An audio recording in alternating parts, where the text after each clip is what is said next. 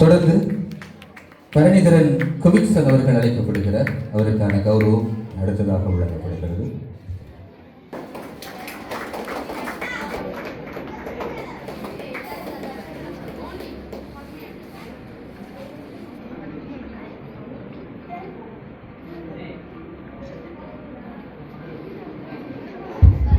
தொடர்ந்து தனராஜ் தனை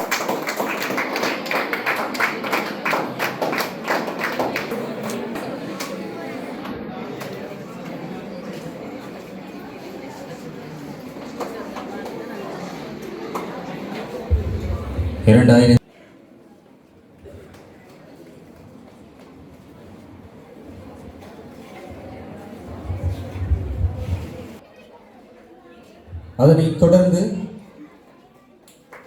சுகந்தினி ஆசிரியர் அவர்கள் கௌரவிக்கப்படுகின்றார்.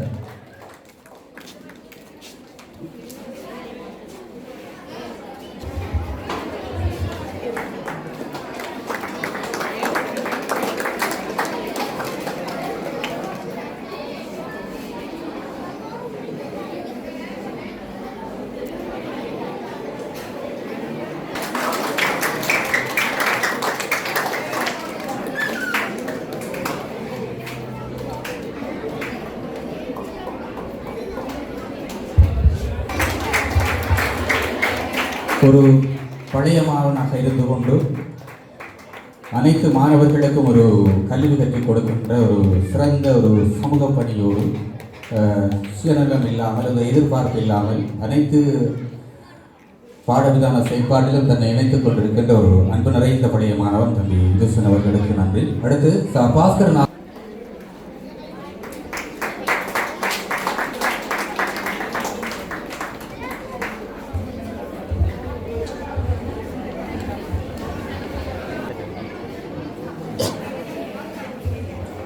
ஆசிரியர் டிலானி அவர்களை அன்போடு அழைக்கின்ற உங்களுக்கு கௌரவத்தை பெறுவதற்காக.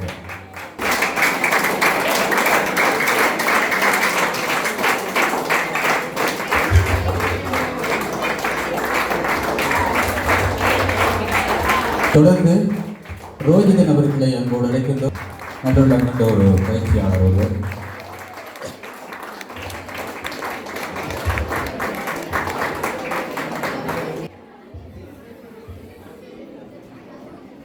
கௌரவ விருந்தினர் ஒருவொன்று எங்களுடைய அழைப்பை ஏற்று கொலம்பியா தேசத்தில் இருந்து வருகை தந்திருந்தாலும் தன்னுடைய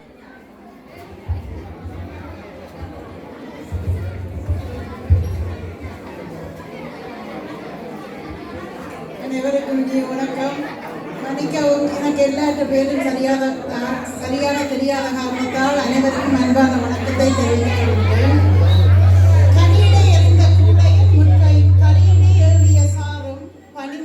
நல்கிய தேனும் கற்ற பல்லிடை ஏறிய சுவையும் நலனின் பல் நல்கும் தேனும் என்னை நல்கிட குளிரிடம் நீரும் இனியன என்பேன் எனினும் தமிழை என் உயிரென்பேன்.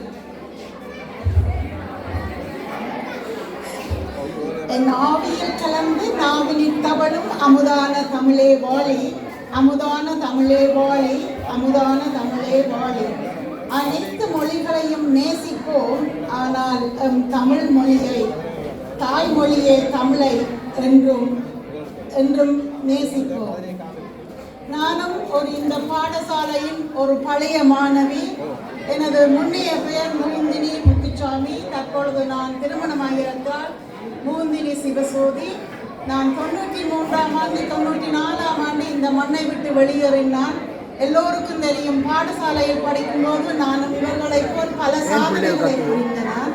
அந்த பல சாதனைகளை இந்த மண்ணோடு நான் விட்டு போகாமல் தொடர்ந்தும் புலம்பெயர் தேசத்திலும் போல் பல சாதனைகளை படைத்து பல சாதனைகளுக்கு விருந்தாளியாக மீண்டும் இந்த மண்ணில் வந்து இருப்பதில் எனக்கு மிகவும் மகிழ்ச்சியாகவும் சந்தோஷமாகவும் இருக்கின்றது. இதற்கு காரணம், அன்றைய நாளில் மாணவர்கள் 1 நிமிடம் 2 நிமிடம் அமைதியாக இருந்து கேட்டால் உங்களைப் போல் நான் ஒரு பழைய மாணவி செய்யும் சொல்லும் கருத்துக்கள் உதவியாக இருக்கும் என்று அன்பாக கேட்டுக்கொள்கிறேன். அன்றைய காலத்தில் சண்முகரத்னம் அதிபர் மட்டும்தான், நான் படித்த காலத்திலிருந்து வெளியேறும் மட்டும் அவர் மட்டும் ஒரு அதிபர்.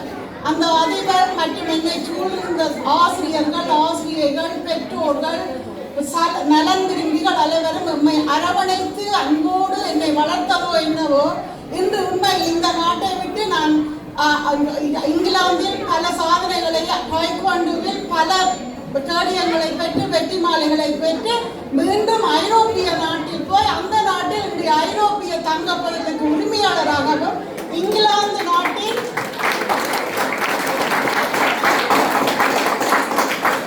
இது தவிர இங்கிலாந்து நாட்டின் கலர் பட்டியலில் முதலாவது பெண்மணியாகவும் இருக்கின்றேன். இதை நான் சாதித்ததற்கு காரணம் என்னுடைய மண். இந்த மண் என்னை அனுசரணையோடு வளர்த்து தட்டித்தந்த அந்த காரணத்தின் காரணமாக மீண்டும் இதே மண்ணில் வந்து நான் பெருமையோடு இப்படி ஒரு சிறிய உரை சாதனை படைத்தவர்கள் முன்னாலே என்னை சாதனையாளரை கூப்பிட்டு இப்படி ஒரு நிகழ்வை சொல்வதற்கு உண்மைய உடம்பே பிள்ளைக்கின்றது. பல இன்னல்களுக்கு மத்தியில் என்னை இது அழைத்து இது ஒழுங்கு செய்தமைக்கும் நான் நன்றி கூறுகின்றேன். இத்தோடு சிறியதொரு இது நான் புலம்பெயர்ந்து வாழும் பல மாணவர்களோடு ஓரளவுக்கு நான் தொடர்போடு இருக்கின்றேன். இங்கிருக்கும் பழைய மாணவர்களோடும் இந்த பாடசாலை சமூகத்தோடும் இணைந்து எம்மால் முடிந்த அனைத்து உதவிகளையும் செய்ய நாம் தயாராக இருக்கின்றோம்.